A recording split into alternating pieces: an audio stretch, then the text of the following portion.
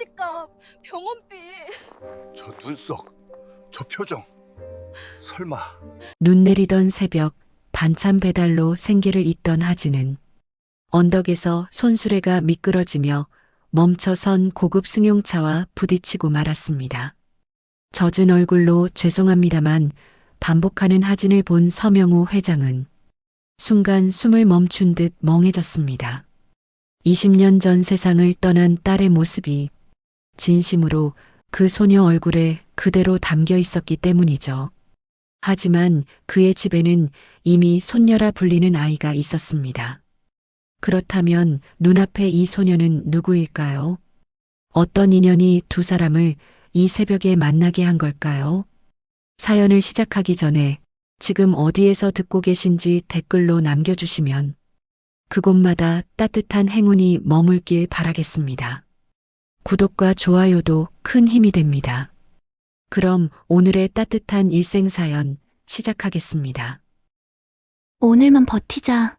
이번 주 안에 병원비는 맞춰야 하니까. 그래, 할 수 있어. 새벽 3시 서울 어느 낡은 건물 옥탑방에서 작은 중얼거림이 흘러나옵니다. 정아진은 구겨진 편의점 조끼를 펼쳐 입으며 거울도 보지 않은 채 머리를 묶었습니다.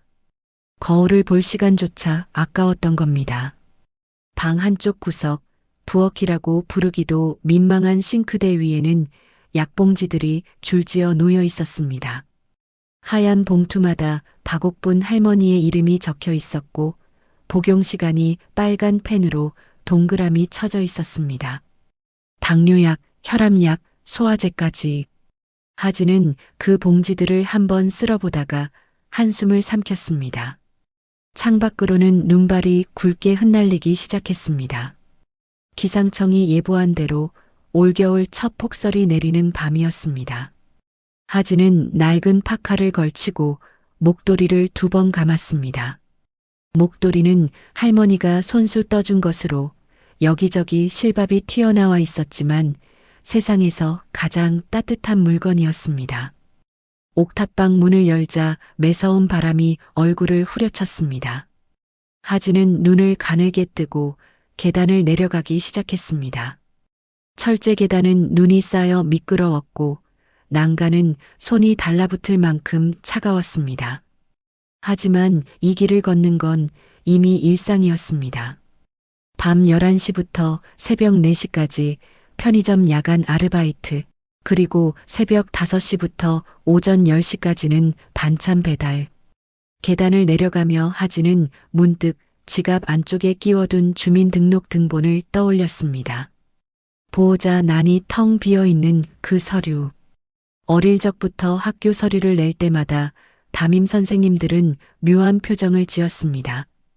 부모님은 어디 계시니? 같은 질문에 하진은 언제나 같은 대답만 되풀이했습니다. 할머니랑 살아요. 하지만 진짜 질문은 따로 있었습니다. 나는 어디서 태어났을까? 왜 나만 사진 한 장 없을까? 할머니는 왜 그 얘기만 나오면 말을 흐릴까? 그 질문들은 마치 눈처럼 쌓여만 갔지만 하진은 그것을 파헤칠 여유가 없었습니다. 오늘 하루를 버티는 것만으로도 벅찼으니까요. 편의점까지 가는 길은 10분 남짓이었습니다. 눈을 맞으며 걷는 동안 하진은 오늘 할 일을 머릿속으로 정리했습니다. 편의점 카운터에서 4시간을 버티고 곧바로 반찬 가게로 가서 손수레에 국과 반찬을 싣고 언덕길을 오르내리며 어르신 댁 20곳을 돌아야 했습니다. 그리고 오후에는 할머니 병원 예약이 잡혀 있었습니다. 편의점 자동문이 열리며 따뜻한 공기가 얼굴을 감쌌습니다. 하진은 조끼 이름표를 달고 카운터 안으로 들어갔습니다. 야간 근무는 조용했지만 그만큼 외로웠습니다. 가끔 술 취한 손님들이 들어와 시비를 걸거나 담배를 사면서 반말을 던지는 일도 있었습니다.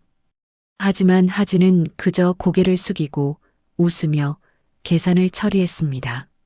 시계는 느리게 흘러갔습니다. 새벽 3시 반, 4시, 그리고 마침내 4시 반.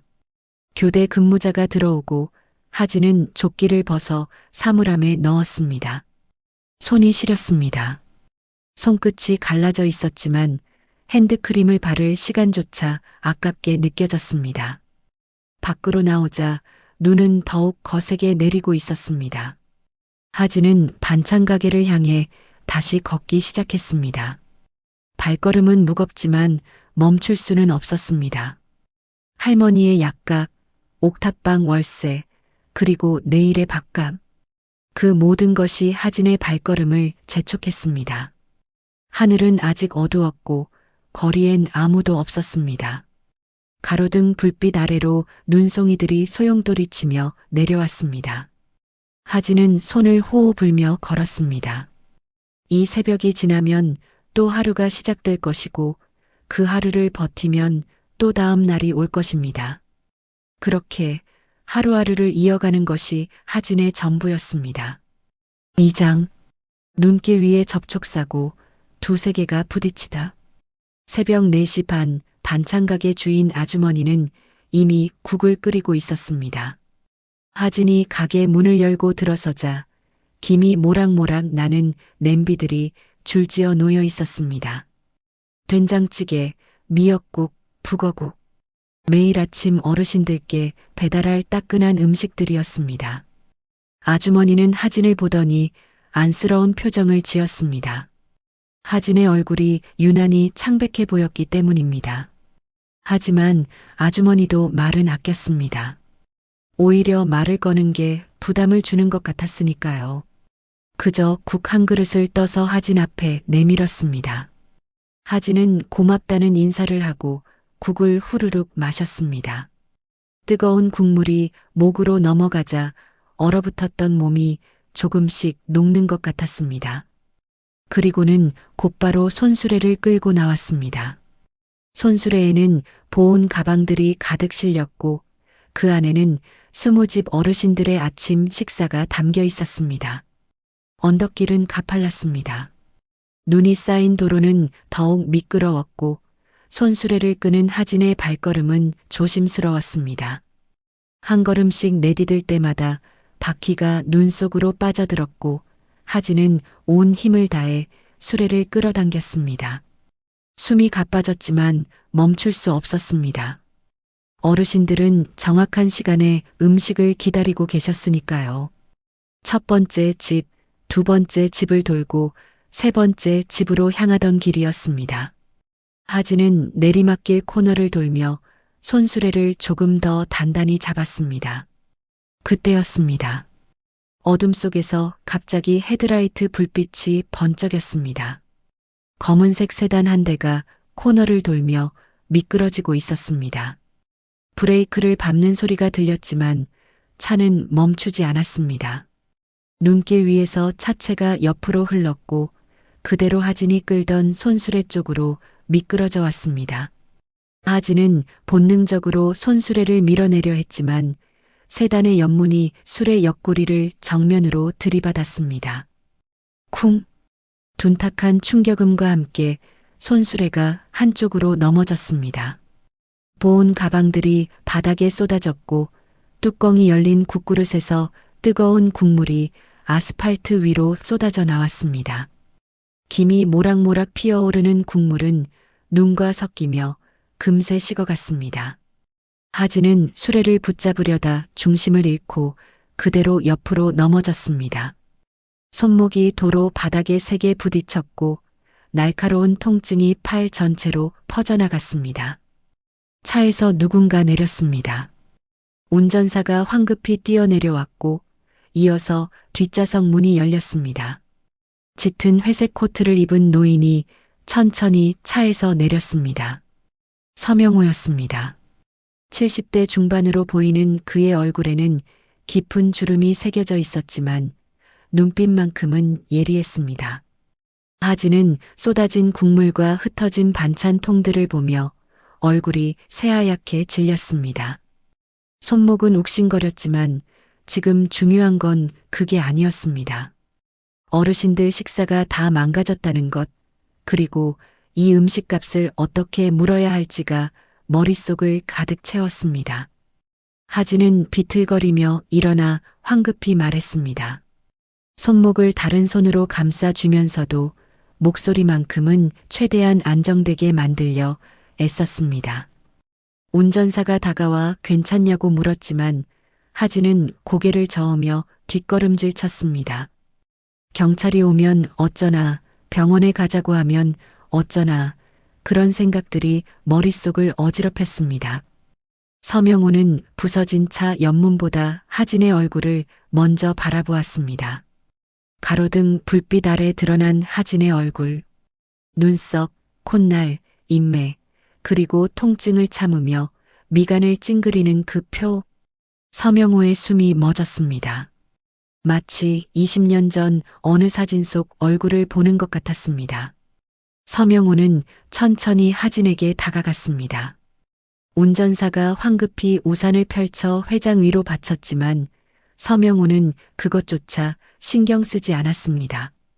그는 조용하지만 단호한 목소리로 말했습니다. 손목을 제대로 봐야 한다고, 책임은 자신이 지겠다고 말입니다. 하진은 거듭 괜찮다고 했지만 서명호는 물러서지 않았습니다. 오히려 운전사에게 지시를 내렸습니다. 가까운 대학병원 응급실로 가라고, 그리고 이 아가씨를 모시라고 말입니다. 하진은 당황했지만 손목의 통증은 점점 심해지고 있었습니다. 결국 하진은 고개를 끄덕일 수밖에 없었습니다. 차 안은 따뜻했습니다. 하진은 태어나서 이렇게 좋은 차를 타본 적이 없었습니다. 가죽 시트는 부드러웠고 히터에서 나오는 바람은 포근했습니다. 하지만 하진의 마음은 편하지 않았습니다. 쏟아진 음식과 배달 못한 집들, 그리고 할머니 병원 예약. 모든 게 꼬여버린 것 같았습니다. 서명호는 조용히 창밖을 바라보았습니다. 눈은 여전히 내리고 있었고 도로는 하얗게 덮여 있었습니다. 그의 머릿속에는 20년 전 어느 날이 떠올랐습니다. 아들 부부가 아이를 낳던 날, 그리고 며칠 뒤 교통사고로 두 사람 모두 세상을 떠나던 날. 그 이후 홀로 남은 손녀를 키우며 살아온 세월들. 그런데 지금 이 새벽에 마주친 이 아이의 얼굴이 자꾸만 그때 그 사진과 겹쳐 보였습니다. 차는 조용히 달렸고 병원은 곧 가까워졌습니다. 하진은 손목을 꼭 감싼 채 창밖의 눈을 바라보았습니다. 오늘 하루가 어떻게 될지 아무것도 알 수 없었습니다. 3장. 병원 복도에서 건네진 한 장의 명함. 응급실은 새벽임에도 사람들로 붐볐습니다. 독감 환자들, 교통사고 환자들, 그리고 술에 취해 다친 사람들까지. 하진은 접수대 앞에 섰지만 보험증이 없다는 말에 당황했습니다. 그때 뒤에서 서명호의 운전사가 나서며 조용히 말했습니다. 비용은 모두 처리하겠다고, 염려 말라고 말입니다. 하진은 고개를 숙였습니다. 고맙다는 말조차 제대로 하기 힘들 만큼 마음이 무거웠습니다. 이렇게 큰 신세를 지는 게 낯설었고 동시에 두려웠습니다. 나중에 어떻게 갚아야 할지, 이 사람들이 무슨 대가를 바랄지, 그런 생각들이 머릿속을 채웠습니다. 진료실로 들어가 의사에게 손목을 보였습니다. 의사는 엑스레이를 찍어보자고 했고 하진은 조용히 따라갔습니다. 촬영실의 차가운 공기, 기계음, 그리고 숨 참으세요라는 말. 모든 게 낯설었지만 하진은 묵묵히 지시를 따랐습니다. 검사 결과가 나오기까지 30분 정도 걸렸습니다. 하진은 대기실 플라스틱 의자에 앉아 손목을 감싼 채 기다렸습니다. 시계를 보니 새벽 6시가 다 되어가고 있었습니다. 반찬 배달을 못한 집들이 떠올랐고 가게 아주머니에게 전화를 걸어 사정을 설명해야겠다고 생각했습니다. 마침내 이름이 불렸습니다. 진료실로 다시 들어가자 의사는 엑스레이 사진을 보여주며 설명했습니다. 골절은 아니지만 인대가 손상되었다고, 최소 2주 정도는 무리하면 안 된다고 말했습니다. 부목을 대고 소염제를 처방받았습니다. 하진은 고개를 끄덕였지만 속으로는 막막했습니다. 2주 동안 일을 쉬라니 그럼 생활비는 어떻게 하나? 할머니 병원비는 어떻게 내나? 하지만 그런 걱정을 의사 앞에서 말할 수는 없었습니다. 하진은 그저 처방전을 받아들고 밖으로 나왔습니다. 로비로 나오자 서명호가 딱딱한 벤치에 앉아 기다리고 있었습니다. 젖은 외투도 벗지 않은 채 두 손을 모은 채로 조용히 앉아 있는 모습이 마치 기도하는 사람 같았습니다. 하진이 다가가자 서명호는 천천히 고개를 들었습니다. 서명호는 하진의 부목을 본 뒤 조용히 물었습니다. 많이 다쳤느냐고, 의사가 뭐라고 했느냐고 말입니다. 하진은 괜찮다고, 골절은 아니라고 대답했습니다. 하지만 목소리는 떨렸고 눈가는 붉어져 있었습니다. 서명호는 주머니에서 지갑을 꺼냈습니다. 그리고 그 안에서 명함 한 장을 꺼내 하진에게 건넸습니다. 명함에는 서양그룹 명예회장 서명호라는 글자가 또렷하게 인쇄되어 있었습니다. 회사 로고, 주소, 전화번호까지. 하진은 명함을 받아들고 멍하니 바라보았습니다. 서명호는 차분하게 말했습니다. 치료비는 이미 정리했다고, 그리고 혹시라도 불편한 점이 있으면 언제든 연락하라고 말입니다. 하진은 눈을 크게 뜨고 서명호를 바라보았습니다. 서양그룹이라는 이름은 뉴스에서 들어본 적이 있었습니다. 건설, 유통, 병원까지 운영하는 대기업이었습니다. 하진은 황급히 고개를 숙이며 말했습니다. 자기 같은 사람한테 이런 도움은 너무 크다고, 그래도 쏟아진 음식값은 자기가 책임져야 한다고 말입니다.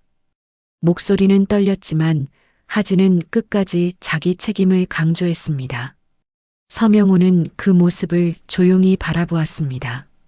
20살 남짓한 아이가 다친 손목을 부여잡고도 자기 책임을 다하겠다고 말하는 모습, 그 자세에서 서명호는 묘한 감정을 느꼈습니다.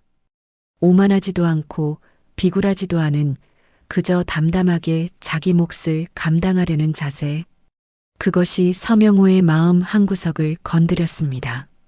서명호는 천천히 말했습니다. 음식값 같은 건 신경 쓰지 말라고, 중요한 건 아가씨가 다치지 않는 것이라고 말입니다. 하진은 고개를 들어 서명호를 바라보았습니다. 그의 눈빛은 진심으로 보였습니다. 계산적이지 않고 동정도 아닌 그저 한 사람에 대한 진심 어린 걱정이 담긴 눈빛이었습니다. 하진은 명함을 꼭 쥐었습니다. 그리고 작게 고개를 숙여 인사했습니다. 서명호는 더 이상 말하지 않고 천천히 몸을 일으켰습니다. 운전사가 다가와 우산을 받쳤고 서명호는 병원 밖으로 나갔습니다. 차가 출발하는 소리가 들렸고 하진은 그제야 긴 한숨을 내쉬었습니다. 명함을 다시 한번 들여다보았습니다. 서명호, 서양그룹, 명예회장. 모든 단어가 하진의 세계와는 너무 멀게 느껴졌습니다. 하지만 이 명함은 분명 진짜였고 방금 전 일들도 모두 현실이었습니다. 하진은 명함을 지갑 안쪽에 조심스럽게 넣었습니다. 그리고 핸드폰을 꺼내 반찬가게 아주머니에게 전화를 걸었습니다. 사고가 났다고, 오늘 배달은 못할 것 같다고 말했습니다. 아주머니는 놀라며 괜찮냐고 물었고 하진은 괜찮다고, 미안하다고 거듭 사과했습니다. 전화를 끊고 나니 갑자기 온몸에 힘이 빠지는 것 같았습니다. 하진은 벤치에 주저앉아 부목을 뗀 손목을 바라보았습니다. 오늘 하루는 대체 뭐였을까? 새벽에 일하러 나왔다가 사고를 당하고 대기업 회장을 만나고 병원비까지 받고 모든 게 꿈 같았습니다. 하지만 손목의 통증은 현실이었습니다. 하진은 천천히 일어나 병원 밖으로 나갔습니다. 눈은 이제 그쳤고 하늘은 조금씩 밝아오고 있었습니다. 버스 정류장으로 걸어가며 하진은 명함 속 이름을 되뇌었습니다. 서명호. 언젠가 이 신세를 갚을 수 있을까? 그런 생각을 하며 하진은 집으로 향하는 버스에 몸을 실었습니다. 서명호는 집으로 돌아온 뒤에도 잠들 수 없었습니다. 서재에 앉아 창밖을 바라보았지만 머릿속에는 새벽에 만난 그 아이의 얼굴만 맴돌았습니다. 눈썹, 콧날, 인매, 그리고 미간을 찡그리던 표정. 모든 것이 너무나 익숙했습니다. 서명호는 천천히 일어나 서재 한쪽 책장을 열었습니다. 먼지가 쌓인 낡은 앨범들이 줄지어 꽂혀 있었습니다. 그는 그중 가장 오래된 앨범 하나를 꺼내 책상 위에 올려놓았습니다. 표지에는 1995-2005라는 글자가 희미하게 적혀 있었습니다. 앨범을 펼치자 20년 전 사진들이 나타났습니다. 아들 서준혁과 며느리 최은영의 결혼식 사진, 신혼여행 사진, 그리고 은영이 만삭의 배를 안고 웃고 있는 사진. 서명호는 그 사진 앞에서 손을 멈췄습니다. 사진 속 은영의 얼굴을 자세히 들여다보았습니다. 웃을 때 입꼬리가 올라가는 모양, 눈썹의 각도, 콧날의 라인, 그리고 오늘 새벽 만난 그 아이의 얼굴과 하나하나 비교해 보았습니다. 닮았습니다. 너무나 닮아 있었습니다. 서명호는 앨범을 넘겼습니다. 다음 페이지에는 아기 사진이 있었습니다. 신생아실에서 찍은 사진, 분홍색 모자를 쓴 갓난아기. 이름표에는 서예린이라고 적혀 있었습니다. 지금의 손녀, 20년 동안 키워온 그 아이였습니다. 하지만 서명호는 갑자기 이상한 생각이 들었습니다. 예린은 은영을 닮지 않았습니다. 아들 준혁도 별로 닮지 않았습니다. 오히려 누구를 닮았는지 알 수 없을 정도로 가족 중 누구와도 닮은 구석이 없었습니다.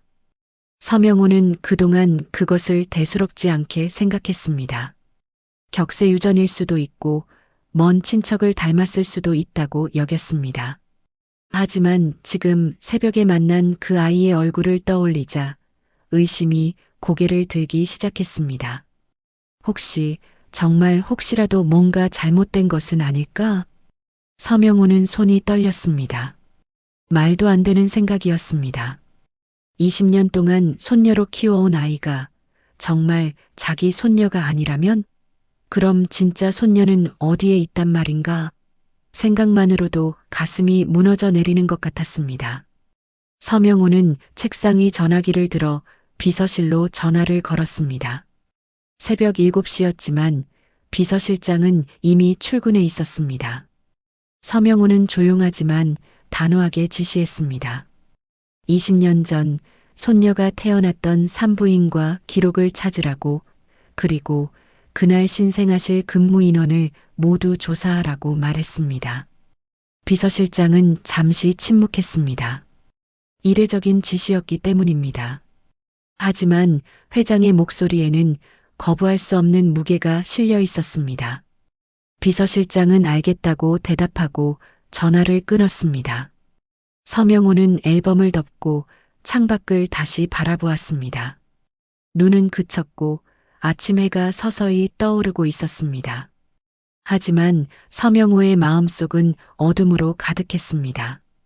만약 정말로 뭔가 잘못되었다면 20년이라는 시간은 무엇이란 말인가? 예린에게는 어떻게 말해야 하나? 그리고 진짜 손녀는 어디서 어떻게 살아왔단 말인가? 한편 옥탑방에서는 하진이 부목을 한 채 집에 돌아와 있었습니다. 박옥분 할머니는 하진의 손목을 보자마자 눈물을 글썽였습니다. 하진은 괜찮다고 골절은 아니라고 말했지만 할머니의 걱정은 쉽게 가라앉지 않았습니다. 할머니는 손목을 조심스럽게 만져보며 물었습니다. 병원비는 어떻게 했냐고, 누가 도와줬냐고 말입니다.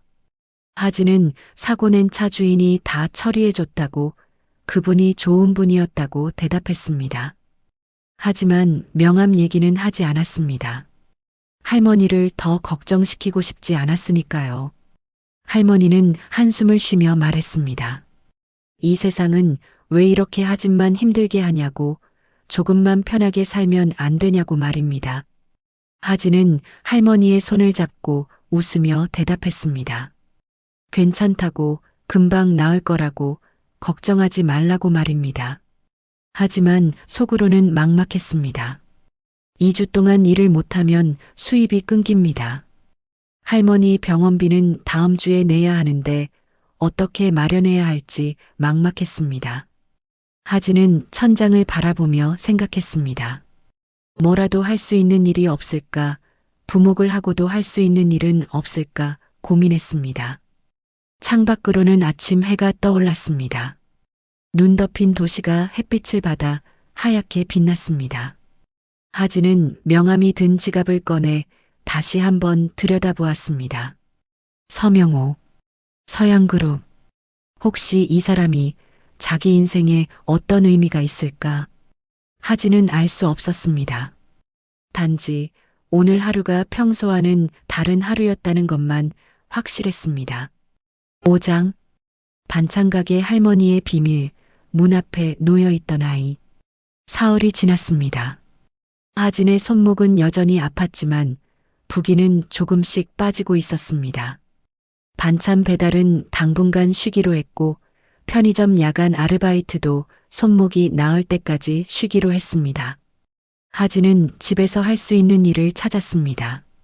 온라인으로 데이터 입력 아르바이트를 신청했고 한 손으로도 천천히 타이핑을 했습니다. 박옥분 할머니는 하진이 무리하지 않도록 계속 신경 썼습니다. 밥을 차려주고 약을 챙겨주고 손목에 파스를 붙여주었습니다. 하진은 고맙다고 말하면서도 속으로는 미안했습니다. 할머니가 자기 때문에 더 힘들어하는 것 같아서였습니다. 어느 날 저녁 하진은 병원에서 받은 현금 봉투를 꺼냈습니다. 서명호가 운전사를 통해 건넨 봉투였는데 하진은 그동안 열어보지 않았습니다. 받기도 부담스러웠고 열어보는 것 자체가 두려웠습니다. 하지만 할머니 병원비 납부일이 다가오자 하진은 결국 봉투를 열었습니다. 안에는 현금 100만 원이 들어 있었습니다. 하진은 숨이 막혔습니다. 너무 큰 돈이었습니다. 치료비보다 훨씬 많은 금액이었습니다. 하진은 봉투를 다시 닫고 할머니의 병원비 통장 사이에 조심스럽게 끼워 넣었습니다. 그러다 문득 오래전부터 마음속에만 담아두었던 질문이 떠올랐습니다. 하진은 거실에 앉아 계신 할머니를 바라보았습니다. 할머니는 TV를 보고 계셨지만 시선은 어딘가 멀리 가 있는 것 같았습니다. 하진은 조심스럽게 입을 열었습니다. 할머니, 나 어릴 때 얘기 한 번만 제대로 들으면 안 되냐고, 나는 정말 어디서 온 건지 알고 싶다고 말했습니다. 목소리는 떨렸지만 하진은 끝까지 말을 이어갔습니다. 박옥부는 TV 소리를 줄이고 하진을 바라보았습니다. 할머니의 눈빛에는 슬픔과 망설임이 섞여 있었습니다. 한참을 말없이 앉아있던 할머니는 천천히 입을 열었습니다.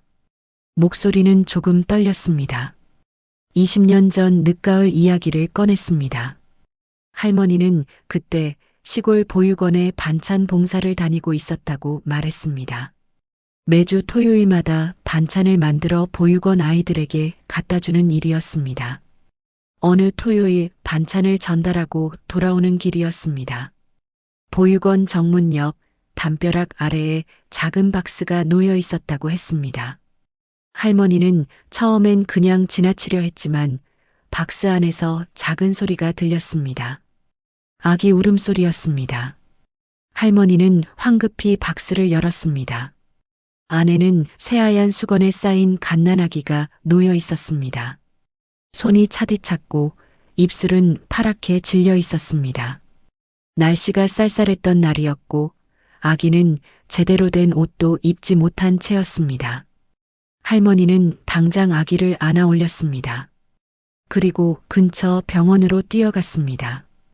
다행히 아기는 건강했습니다.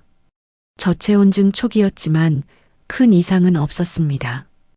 의사는 조금만 늦었으면 위험했을 거라고 말했습니다. 할머니는 경찰에 신고했습니다. 하지만 아기의 부모는 끝내 나타나지 않았습니다. 보육원에 맡기자는 얘기도 나왔지만 할머니는 차마 그럴 수 없었습니다. 그날 밤부터 아기 생각에 잠을 이룰 수 없었습니다. 결국 할머니는 아기를 데려와 키우기로 결심했습니다. 출생신고는 할 수 없었습니다. 부모 이름도 출생증명도 없었으니까요. 그래서 임시로 주민등록을 했고 이름은 할머니가 직접 지었습니다. 정하진, 바르게 나아가라는 뜻이었습니다. 할머니는 눈물을 닦으며 말했습니다. 그 아이가 바로 하진이었다고 20년 전 그날 밤부터 하진은 할머니의 전부였다고 말했습니다. 비록 피는 섞이지 않았지만 할머니에게 하진은 친손녀보다 더 소중한 존재였습니다. 하진은 할머니의 손을 꼭 잡았습니다. 눈물이 흘러내렸지만 말은 나오지 않았습니다. 할머니는 하진의 머리를 쓰다듬으며 조용히 말했습니다. 내가 어디서 왔든 누구의 아이였든 나는 너를 버리지 않는다고, 너는 내 아이라고 말했습니다. 하진은 할머니 품에 안겼습니다. 그리고 오랫동안 울었습니다. 슬픔 때문이 아니었습니다. 오히려 안도감 때문이었습니다. 자기가 버려진 아이라는 사실이 슬프기보다 할머니가 자기를 선택해줬다는 사실이 더 크게 다가왔습니다. 밤은 깊어갔고 두 사람은 오랫동안 말없이 안아 있었습니다. 창밖으로는 다시 눈이 내리기 시작했습니다. 하얀 눈송이들이 창문을 두드렸고 방 안은 따뜻했습니다. 하진은 할머니의 품 안에서 생각했습니다. 나는 누구의 아이일까? 진짜 부모는 누구일까? 그리고 나는 왜 버려진 걸까? 하지만 동시에 깨달았습니다. 중요한 건 과거가 아니라 지금 이 순간 자기를 사랑해주는 사람이 있다는 사실이라는 것을. 할머니가 있는 한 하진은 혼자가 아니었습니다. 6챕터부터 이어서 써드릴까요? 대조와 6장, 수간호사 오미경, 그리고 감쪽 같던 서류들. 서명호의 서재에는 두툼한 서류 뭉치가 쌓여 있었습니다. 비서실장이 일주일에 걸쳐 찾아낸 자료들이었습니다. 20년 전 산부인과 기록, 신생아실 근무일지, 직원 명단, 그리고 당시 병원에서 일어났던 사건 기록까지. 서명호는 돋보기를 끼고 서류를 한 장 한 장 넘겼습니다. 손녀 서예린의 출생 기록이 가장 먼저 눈에 들어왔습니다. 20년 전 11월 23일 새벽 3시 15분 출산. 출생증명서에는 아버지 서준혁, 어머니 최은영의 이름이 또렷하게 적혀 있었습니다. 혈액형은 O형, 몸무게는 3.2kg. 모든 기록이 완벽했습니다. 하지만 서명호는 다음 페이지를 넘기다가 손을 멈췄습니다. 같은 날짜, 같은 병원에서 또 다른 출산 기록이 있었습니다. 오미경이라는 이름의 수간호사가 새벽 3시 40분에 출산했다는 기록이었습니다. 미혼모 신분이었고 아이의 아버지라는 공란으로 남겨져 있었습니다. 서명호는 비서실장을 불렀습니다. 비서실장은 조심스럽게 추가 자료를 내밀었습니다. 오미경에 대한 기록이었습니다. 당시 35세 산부인과 신생아실 수간호사로 10년 넘게 근무했던 베테랑이었습니다. 하지만 출산 일주일 후 병원 공금 3천만 원을 들고 잠적했다는 기록이 있었습니다. 서명호는 미간을 찌푸렸습니다. 아이를 낳고 일주일 만에 돈을 훔쳐 도망쳤다는 것, 그리고 그 아이는 어디로 갔는지에 대한 기록이 전혀 없다는 것. 모든 것이 의심스러웠습니다. 비서실장은 더 조심스럽게 또 다른 서류를 꺼냈습니다. 당시 신생아실에서 일했던 조무사의 증언 녹취록이었습니다. 비서실은 그 조무사를 어렵게 찾아내 인터뷰를 진행했습니다. 증언 내용은 충격적이었습니다. 조무사는 그날 밤 오미경 수간호사가 신생아실에서 이상한 행동을 하는 것을 목격했다고 말했습니다. 밤늦은 시간 홀로 신생아실에 들어가 아기 침대 2개의 이름표를 바꾸는 모습을 봤다는 것입니다. 그땐 그냥 실수인 줄 알았어요. 선배가 피곤해서 헷갈렸나 보다 했죠. 근데 며칠 뒤 선배가 돈을 들고 사라졌다는 얘기를 듣고 뭔가 이상하다고 생각했어요. 하지만 증거도 없고 저도 신입이라 감히 말을 못 꺼냈습니다. 서명호는 손이 떨렸습니다. 아기 침대를 바꿨다는 것, 그것이 의미하는 바는 명확했습니다. 신생아 바꿔치기. 오미경은 자기 아이를 재벌가 손녀로 바꿔치기하고 재벌가의 진짜 손녀를 어딘가에 버렸을 가능성이 높았습니다. 서명호는 의자에 깊숙이 몸을 기댔습니다. 20년 동안 손녀라고 믿고 키워온 예린이 사실은 오미경의 딸이었다는 것. 그리고 진짜 손녀는 어딘가에서 힘겹게 살아왔을 것이라는 생각. 모든 것이 무너져 내리는 기분이었습니다.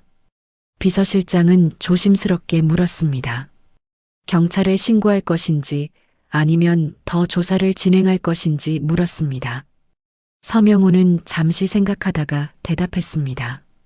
일단 오미경의 현재 소재부터 파악하라고, 그리고 새벽에 만난 그 아이 정아진에 대해서도 더 자세히 알아보라고 지시했습니다.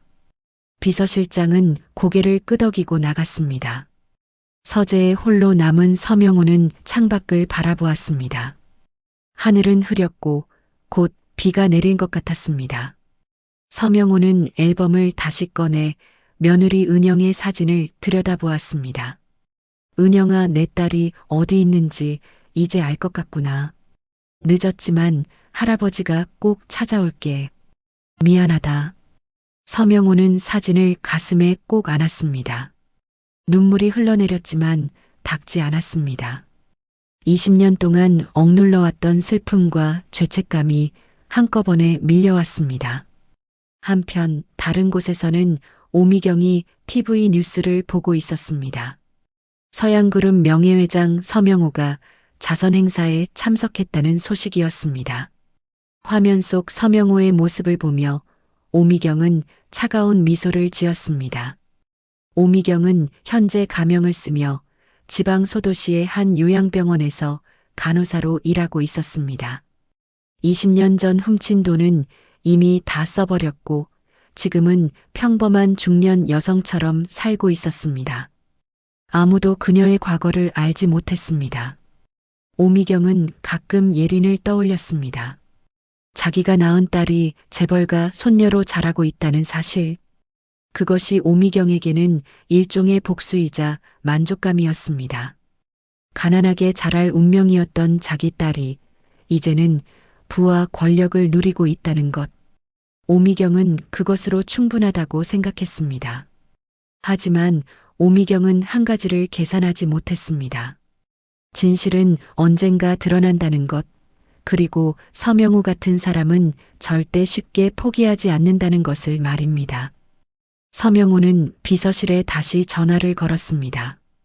오미경을 찾는데 모든 자원을 동원하라고, 그리고 정아진의 출생 기록도 면밀히 조사하라고 지시했습니다. 만약 정아진이 보육원 앞에 버려진 아이라면 그 시기와 장소가 예린의 출생 시기와 맞아떨어지는지 확인해야 했습니다. 비서실장은 긴급 회의를 소집했습니다. 조사팀이 꾸려졌고 전문 탐정까지 고용했습니다. 서양그룹의 모든 역량이 이 사건에 집중되기 시작했습니다. 그날 밤 서명호는 잠들지 못하고 서재를 서성였습니다. 책장에 꽂힌 법률 서적들을 꺼내 신생아 바꿔치기에 대한 법적 처벌을 찾아봤습니다. 아동유기죄, 문서위조죄, 사기죄, 여러 죄목이 적용될 수 있었습니다. 하지만 서명우가 원하는 건 처벌이 아니었습니다. 진실이었습니다. 그리고 만약 정아진이 정말 자기 손녀라면 그 아이를 찾아 집으로 데려오는 것. 그것이 서명우의 유일한 목표였습니다. 새벽이 밝아왔습니다. 서명우는 창밖으로 떠오르는 해를 바라보았습니다. 20년 만에 진실을 향한 첫 발걸음을 내디뎠습니다. 이제 돌아갈 수 없었습니다. 끝까지 가야 했습니다. 2주가 지났습니다. 하진의 손목은 많이 나아졌고 부목도 뗄 수 있게 되었습니다. 하지만 여전히 무리는 금물이었습니다. 하진은 집에서 할 수 있는 온라인 아르바이트를 계속하며 조심스럽게 생활했습니다. 어느 날 오후 집 초인종이 울렸습니다. 하진이 문을 열자 정장을 입은 남성이 서 있었습니다. 그는 공손하게 인사하며 명함을 건넸습니다. 서양그룹 비서실 직원이었습니다. 정아진 씨 맞으시죠? 서명우 회장님께서 식사 자리를 마련하고 싶다고 하십니다. 사고에 대한 정식 사과와 감사의 마음을 전하고 싶으시다고 합니다. 하진은 당황했습니다. 이미 치료비도 받았고 현금까지 받았는데 또 식사까지 대접받는다는 것이 부담스러웠습니다. 하진은 정중히 거절하려 했지만 비서는 이미 준비된 초대장을 건넸습니다. 초대장에는 북촌의 한 한정식집 주소와 날짜, 시간이 적혀 있었습니다. 그리고 박옥분 할머니와 함께 꼭 참석해 주시기 바랍니다라는 문구가 있었습니다. 하진은 할머니까지 초대했다는 말에 더욱 놀랐습니다. 비서는 덧붙였습니다. 회장님께서 특별히 당부하셨다고 부담 갖지 말고 편하게 와달라고 전했습니다. 그리고는 공손히 인사하고 떠났습니다. 하진은 초대장을 들고 할머니에게 보여줬습니다. 할머니는 안경을 쓰고 초대장을 읽어보더니 고개를 갸우뚱했습니다. 왜 자기까지 초대하는 건지 이해가 안 된다는 표정이었습니다. 할머니, 우리 가야 할까요? 너무 부담스러운데. 할머니는 잠시 생각하더니 대답했습니다. 상대가 정성껏 준비한 자리인데 거절하는 것도 예의가 아니라고 한 번쯤 가보자고 말했습니다. 하진은 망설였지만 결국 고개를 끄덕였습니다. 약속된 날 하진과 할머니는 북촌으로 향했습니다. 오래된 한옥들이 줄지어 있는 골목길, 그 끝에 조용한 한정식집이 있었습니다. 대문부터 고급스러웠고 안으로 들어서자 전통 정원이 펼쳐졌습니다. 직원이 두 사람을 안내했습니다. 복도를 지나 개별룸으로 들어가자 서명우가 이미 앉아서 기다리고 있었습니다. 하진과 할머니를 보자 서명우는 자리에서 일어나 직접 문 앞까지 나와 맞이했습니다. 먼 길 오시느라 수고 많으셨습니다. 제게 가장 고마운 분들을 모셨으니 이렇게 정성껏 준비했습니다. 서명우의 목소리는 부드러웠지만 진심이 담겨 있었습니다. 하진과 할머니는 어색하게 인사하고 자리에 앉았습니다. 상 위에는 이미 정갈한 음식들이 차려져 있었습니다. 식사가 시작되었습니다. 처음에는 모두 조심스러웠지만 서명우가 먼저 부드러운 대화를 이끌어가며 분위기를 풀었습니다. 할머니께 어떻게 지내시는지, 건강은 괜찮으신지 물었고 하진에게는 손목이 많이 나았는지 물었습니다. 할머니는 점차 긴장이 풀리며 조심스럽게 이야기를 꺼내기 시작했습니다. 하진을 어떻게 키워왔는지, 반찬 배달 일을 하며 어떻게 생계를 꾸려왔는지 말했습니다. 그러다 자연스럽게 하진의 출생 이야기로 넘어갔습니다. 사실 이 아이는 제가 낳은 아이가 아닙니다. 20년 전 보육원 문 앞에 버려져 있던 아이를 제가 데려와 키웠습니다. 서명우는 숨을 멈췄습니다. 표정은 변하지 않았지만 눈빛이 흔들렸습니다. 할머니는 그 눈빛을 알아차리지 못하고 계속 이야기를 이어갔습니다. 추운 가을날이었어요. 박스 안에 수건에 쌓여 있었는데 손이 이렇게 차디차더라고요. 병원에 데려갔더니 다행히 건강했고 그 뒤로 제가 키우기로 했습니다. 서명우는 조용히 물었습니다. 그때 아이와 함께 있던 물건이 있었는지, 혹시 아이의 신원을 알 수 있는 단서가 있었는지 물었습니다. 목소리는 떨리지 않았지만 손은 미세하게 떨리고 있었습니다. 할머니는 잠시 생각하더니 가방에서 작은 보자기를 꺼냈습니다. 보자기를 펼치자 낡은 손수건 하나가 나왔습니다. 하얀 천에 시간이 지나 누렇게 변색된 손수건이었습니다. 그때 이 아이 옷 속에서 나온 건 딱 하나였어요. 어디 것인지는 모르지만 언젠가 주인을 찾으면 돌려줘야 할 것 같아서 지금까지 간직하고 있었습니다. 할머니는 손수건을 펼쳤습니다. 그러자 안쪽에서 작은 은빛 물건이 대굴대굴 굴러 나왔습니다. 작은 종이 달린 전통 놀이개였습니다. 20년의 세월이 지나 은빛은 검게 변했지만 세밀한 무늬는 여전히 살아 있었습니다. 그 순간 서명호의 얼굴이 하얗게 질렸습니다. 손이 떨리기 시작했고 숨소리가 거칠어졌습니다. 하진은 놀라서 회장님을 바라보았습니다. 회장님, 괜찮으세요? 서명호는 떨리는 손으로 놀이개를 집어들었습니다. 그리고 천천히 뒷면을 확인했습니다. 거기에는 작은 글씨로 한자가 새겨져 있었습니다. 서자와 은자. 며느리 최은영의 이름 중 은자였습니다. 서명호는 눈을 감았습니다. 그리고 길게 숨을 들이마셨습니다. 20년 전 며느리 은영이 뱃속 아기를 위해 직접 만들었던 놀이개. 세상에 단 하나뿐인 그 놀이개를 은영은 아기 옷 속에 넣어두었다고 했습니다. 그런데 지금 그 놀이개가 정아진의 손에 있었습니다. 서명우는 천천히 눈을 떴습니다. 그리고 하진을 바라보았습니다. 하진의 얼굴, 눈썹, 콧날, 인매. 그리고 지금 손에 들린 놀이개. 모든 것이 맞아떨어졌습니다. 이건 우리 며느리가 뱃속 아기를 위해 직접 만든 세상에 하나뿐인 놀이개입니다. 하진과 할머니는 놀라서 서로를 바라보았습니다. 서명우는 놀이개를 조심스럽게 쥐고 떨리는 목소리로 말을 이어갔습니다. 20년 전 제 며느리는 이 놀이개를 만들어 갓 태어난 아기 옷 속에 넣어뒀습니다. 하지만 며칠 뒤 교통사고로 아들 부부가 모두 세상을 떠났고 손녀만 남았습니다. 그런데 그 놀이개가 지금 여기 있습니다. 방 안에 침묵이 흘렀습니다. 하진은 자기가 무슨 말을 들은 건지 이해할 수 없었습니다. 할머니는 입을 가리고 눈물을 글썽였습니다. 서명우는 천천히 말했습니다.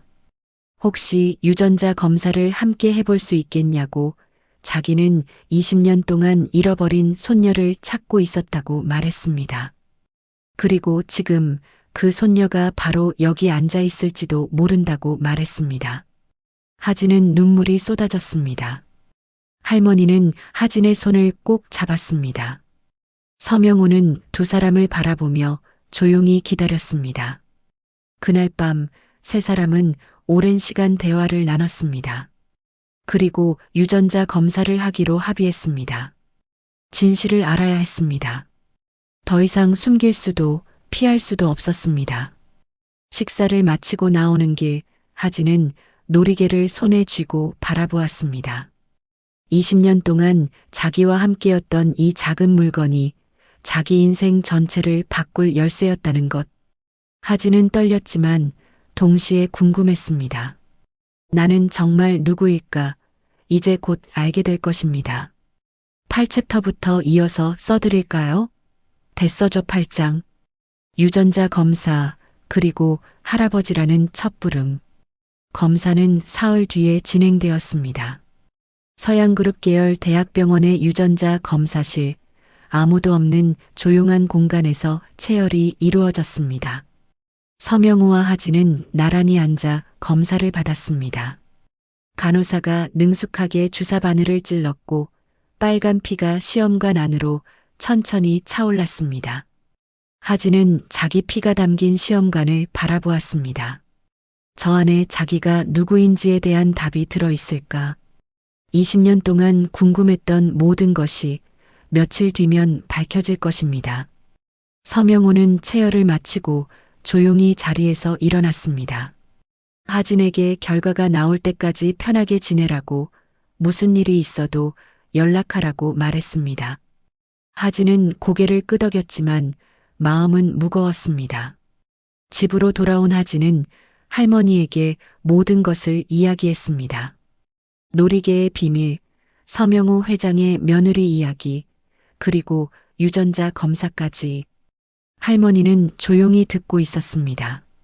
할머니, 만약에, 정말 만약에 제가 그분의 손녀라면 할머니는 어떻게 되는 거예요? 하진의 목소리는 떨렸습니다.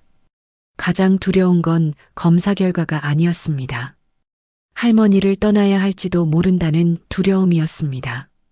20년 동안 함께한 유일한 가족, 세상에서 가장 소중한 사람을 떠나야 한다면 그건 차라리 진실을 모르는 게 나을 것 같았습니다. 할머니는 하진의 손을 꼭 잡았습니다. 그리고 눈물을 흘리며 말했습니다. 얘야, 내가 어디서 왔든 누구의 아이든 나는 너를 버리지 않는다. 그리고 너도 나를 버리지 않을 거라고 믿는다. 피가 섞이지 않아도 우리는 가족이야. 그건 절대 변하지 않아. 하진은 할머니 품에 안겨 울었습니다. 두 사람은 오랫동안 말없이 서로를 안고 있었습니다. 일주일이 지났습니다. 병원에서 연락이 왔습니다. 검사 결과가 나왔으니 방문해 달라는 내용이었습니다. 서명호도 같은 연락을 받았습니다. 약속된 날 병원 상담실. 서명호, 하진, 그리고 박옥분 할머니가 함께 자리했습니다. 유전자 검사 전문의가 서류를 들고 들어왔습니다. 그의 표정은 신중했습니다. 검사 결과를 말씀드리겠습니다. 서명호님과 정하진 씨의 유전자를 비교 분석한 결과 의사는 잠시 멈췄습니다. 그리고 천천히 말을 이었습니다. 친조부와 손녀 관계일 확률은 99.9%입니다. 통계적으로 확실한 혈연 관계입니다. 방 안의 공기가 멎었습니다. 서명호는 두 손으로 얼굴을 감쌌습니다. 어깨가 떨렸고 숨소리가 거칠어졌습니다. 20년을 기다렸습니다. 20년 동안 어딘가에서 혼자 힘겹게 살아왔을 손녀를 이제야 찾은 것입니다. 하진은 멍하니 앉아 있었습니다. 귓가에서 윙윙거리는 소리가 들렸고 현실감이 사라졌습니다. 자기가 정말 재벌가의 손녀였다는 것, 버려진 아이가 아니라 누군가에게 빼앗긴 아이였다는 것, 모든 게 믿기지 않았습니다. 할머니는 조용히 눈물을 닦았습니다. 슬픔과 안도감이 뒤섞인 눈물이었습니다. 하진이 뿌리를 찾았다는 안도감, 하지만 이제 하진을 놓아줘야 할지도 모른다는 슬픔. 의사가 물러가고 세 사람만 남았습니다. 서명호는 천천히 하진에게 다가갔습니다. 그리고 떨리는 목소리로 말했습니다. 하진아, 정말 미안하다. 할아버지가 너를 지키지 못해서 미안하다. 서명호는 무릎을 꿇었습니다. 70대 노인이 20살 아이 앞에 무릎을 꿇고 사죄했습니다. 하진은 황급히 서명호를 일으키려 했습니다. 회장님, 안 돼요. 일어나세요. 회장님 잘못이 아니에요. 서명호는 고개를 저었습니다. 그리고 하진의 손을 꼭 잡았습니다. 아니야. 내 잘못이다. 내가 더 주의 깊게 살폈어야 했어. 내가 더 빨리 알아챘어야 했어. 그랬다면 너는 이렇게 힘들게 살지 않았을 텐데. 서명호의 목소리는 떨렸고 눈물이 주름진 뺨을 타고 흘러내렸습니다. 하진도 눈물을 참을 수 없었습니다. 두 사람은 서로 부둥켜 안고 울었습니다. 한참을 울고 난 뒤 서명호는 하진의 얼굴을 두 손으로 감쌌습니다. 그리고 떨리는 목소리로 물었습니다. 하진아, 늦었지만 할아버지라고 불러줄 수 있겠니? 하진은 눈물로 범벅이 된 얼굴로 고개를 끄덕였습니다. 그리고 떨리는 목소리로 대답했습니다. 할아버지. 그 한 단어가 나오는 순간 서명호는 더 이상 참지 못하고 울음을 터뜨렸습니다. 20년 동안 억눌러왔던 슬픔, 죄책감, 그리움이 한꺼번에 쏟아져 나왔습니다. 할머니는 조용히 두 사람을 바라보았습니다. 그리고 천천히 다가가 하진의 어깨에 손을 얹었습니다. 하진아, 이제 내 뿌리를 찾았구나. 할머니는 기뻐. 정말 기뻐. 하진은 할머니를 돌아보았습니다.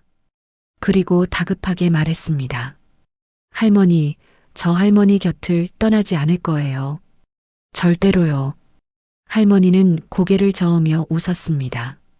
아니야, 얘야. 넌 이제 내가 있어야 할 곳으로 가야 해. 할머니는 괜찮아. 넌 내 인생을 살아야 해. 서명호가 끼어들었습니다. 할머니, 제 말씀 좀 들어주십시오. 저는 하진이를 할머니로부터 빼앗으려는 게 아닙니다.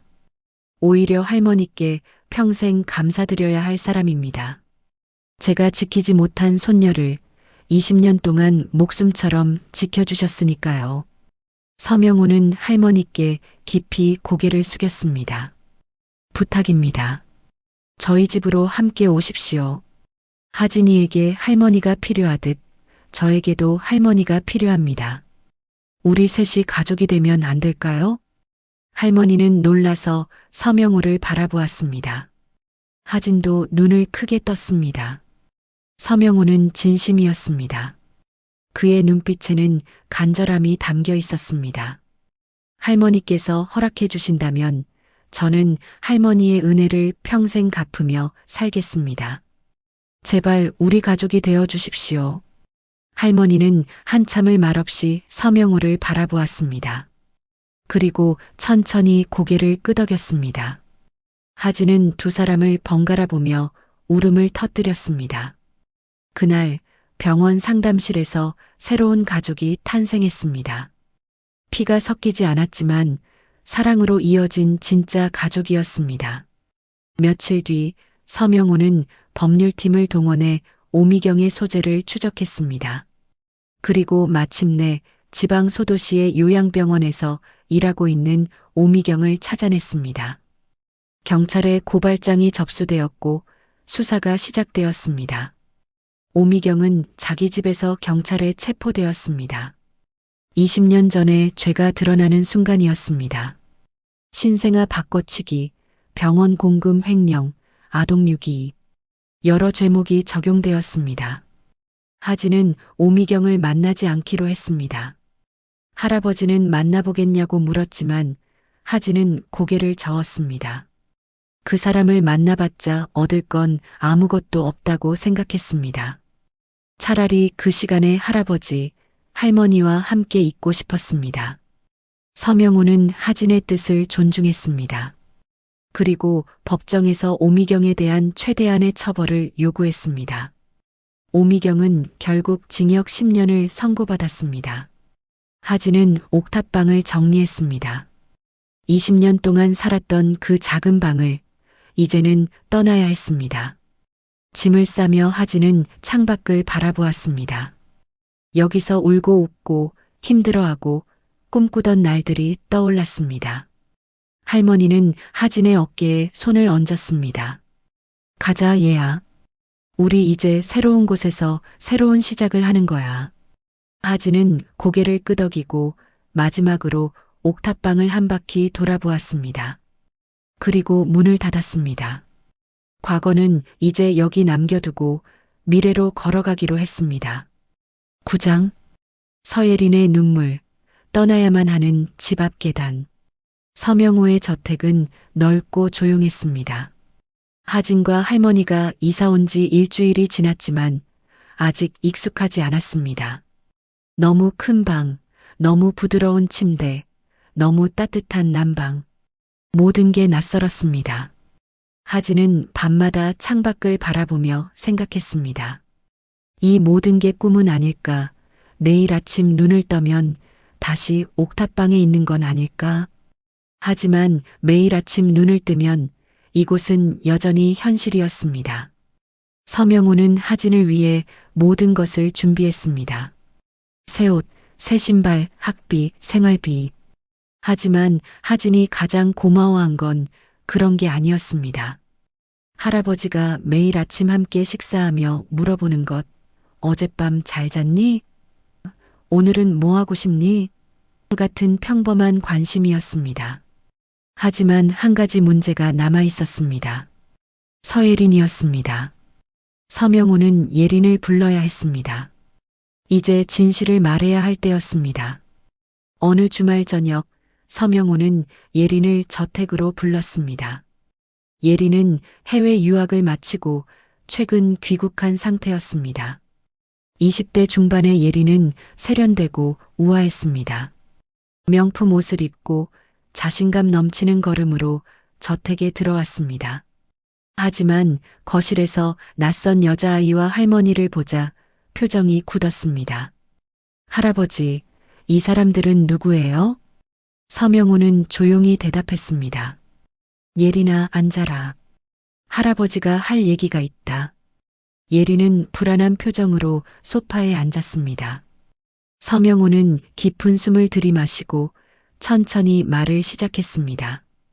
20년 전 신생아실에서 일어났던 일 수간호사 오미경의 범죄, 유전자 검사 결과, 그리고 하진이 진짜 손녀라는 사실, 모든 것을 숨김없이 이야기했습니다. 예린의 얼굴은 점점 창백해졌습니다. 처음엔 믿을 수 없다는 표정이었고 그 다음엔 분노가 차올랐습니다. 말도 안 돼요. 이게 무슨 소리예요? 할아버지가 지금 농담하시는 거예요?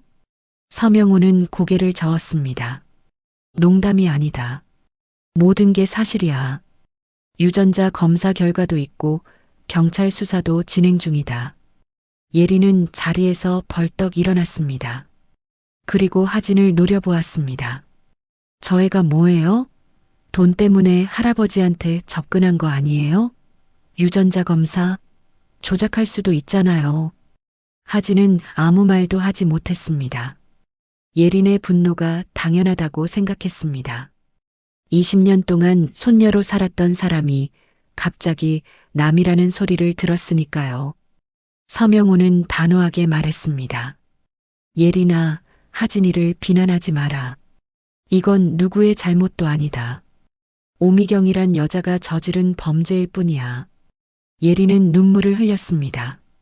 그럼 전 뭐예요?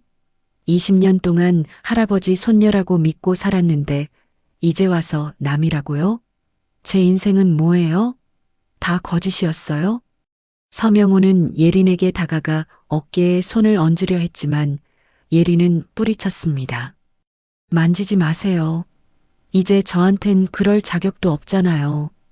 예린은 울면서 소리쳤습니다. 하진은 그 모습을 보며 가슴이 아팠습니다. 할머니는 조용히 하진의 손을 잡아주었습니다. 예린은 한참을 울다가 지친 목소리로 물었습니다. 그럼 이제 어떻게 되는 거예요?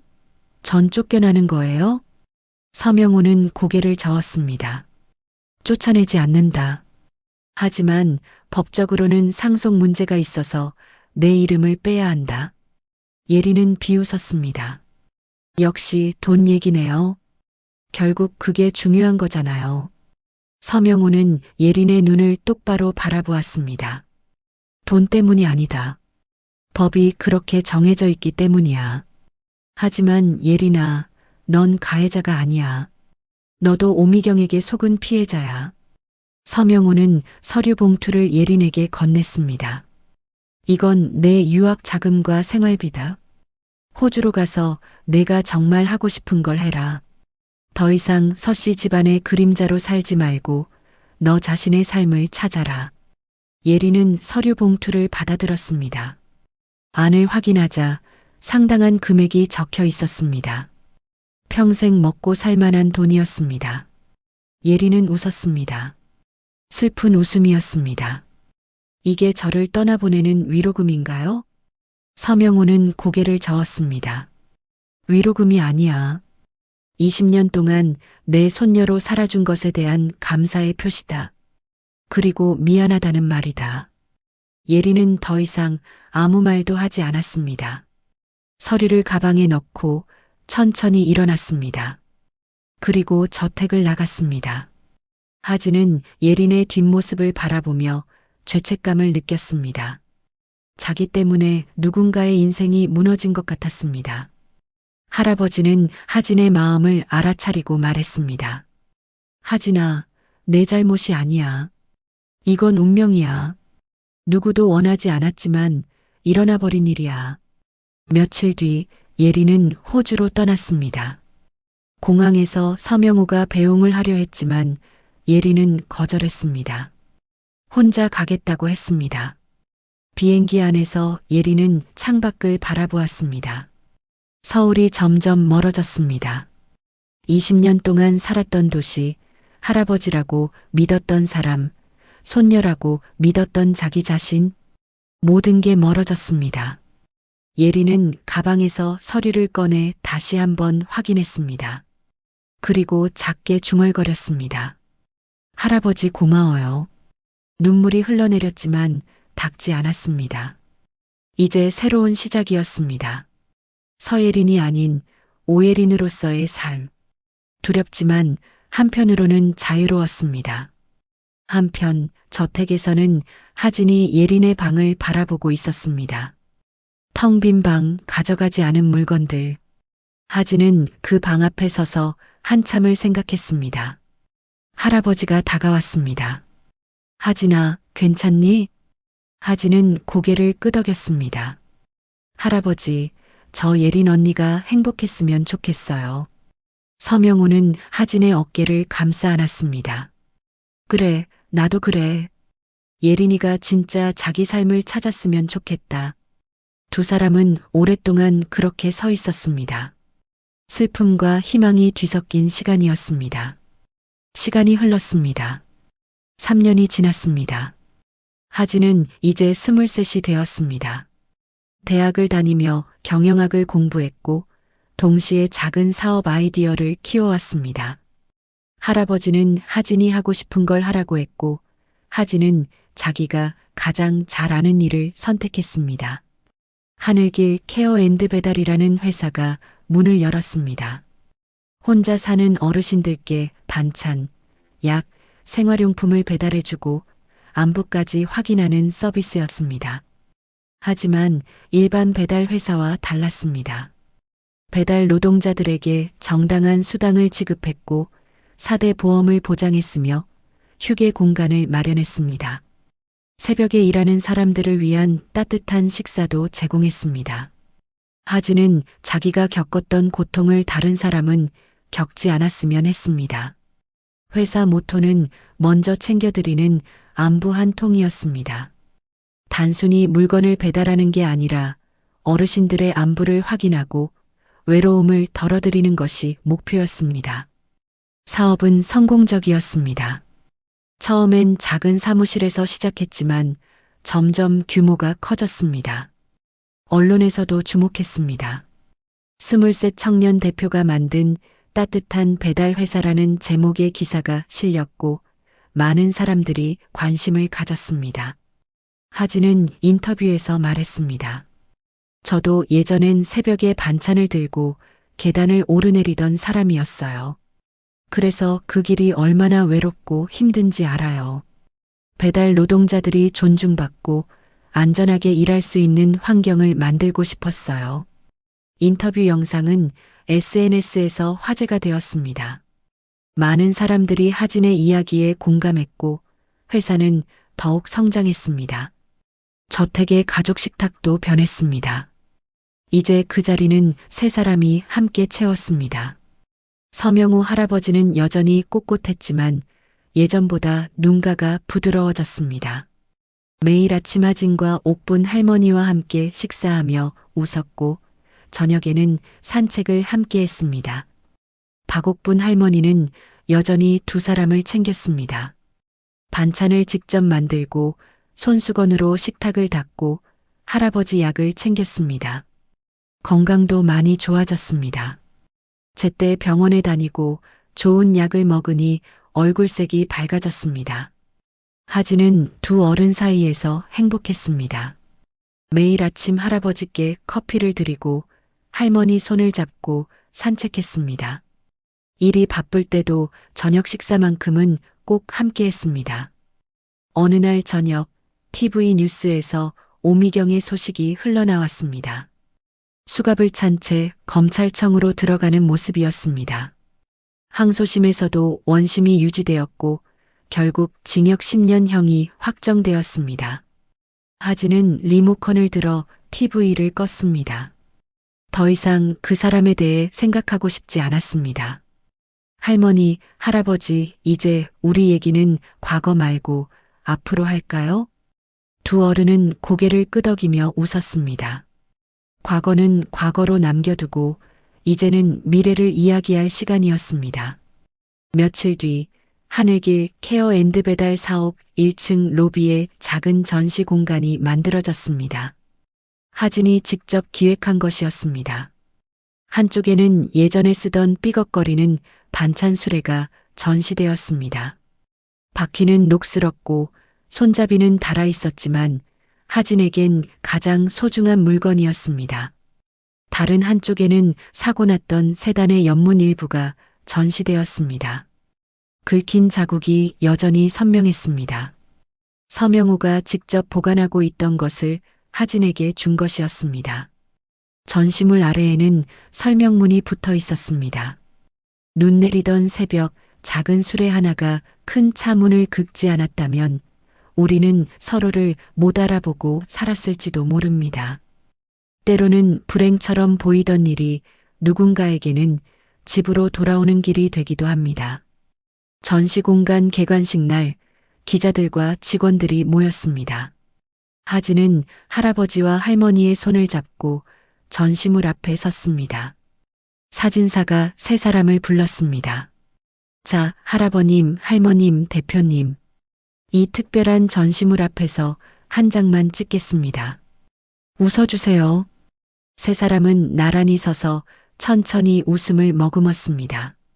서명호는 하진의 어깨에 손을 얹었고 옥부는 하진의 다른 손을 꼭 잡았습니다. 하진은 두 어른 사이에서 환하게 웃었습니다. 카메라 셔터 소리가 찰칵 울렸습니다. 그 사진은 나중에 회사 홈페이지 메인에 걸렸습니다. 사진 아래에는 이렇게 적혀 있었습니다. 가족은 피가 아니라 사랑으로 만들어집니다. 그날 밤 하진은 침대에 누워 천장을 바라보았습니다. 3년 전 그 새벽이 떠올랐습니다. 눈 내리던 새벽, 미끄러운 언덕길, 그리고 부딪힌 차. 그때는 불행이라고 생각했습니다. 하지만 지금 생각하면 그건 불행이 아니라 기적이었습니다. 할아버지를 만나고 자기 뿌리를 찾고 진짜 가족을 얻은 기적. 그 모든 게 그 새벽에서 시작되었습니다. 하진은 눈을 감았습니다. 그리고 조용히 중얼거렸습니다. 고마워요. 그날의 나에게. 포기하지 않아줘서. 창밖으로 다시 눈이 내리기 시작했습니다. 하얀 눈송이들이 창문을 두드렸습니다.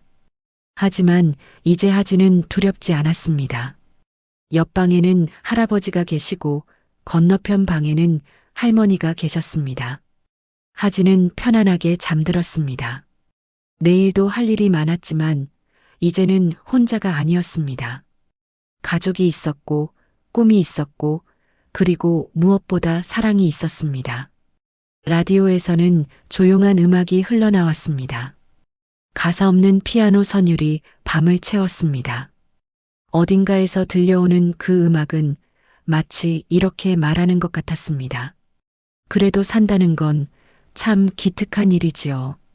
때로는 인생의 가장 힘든 순간이 가장 아름다운 시작이 되기도 합니다.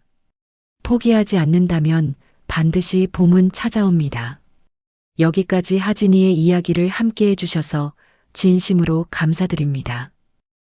혹시 이 이야기가 여러분의 마음에 작은 위로가 되었다면 구독 버튼과 좋아요로 응원해 주세요.